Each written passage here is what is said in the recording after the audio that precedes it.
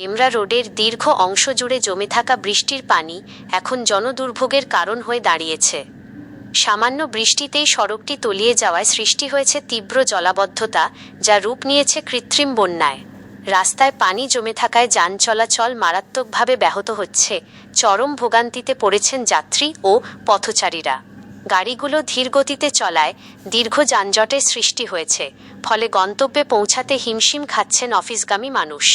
রাস্তার বড় বড় গর্ত পানির নিচে ঢাকা থাকায় প্রায়শই ঘটছে ছোটখাটো দুর্ঘটনা, বাড়ছে যান্ত্রিক ত্রুটি। স্থানীয়রা বলছেন, ড্রেনেজ ব্যবস্থার বেহাল দশার কারণেই সামান্য বৃষ্টিতেই এমন জলাবদ্ধ পরিস্থিতির সৃষ্টি হয়।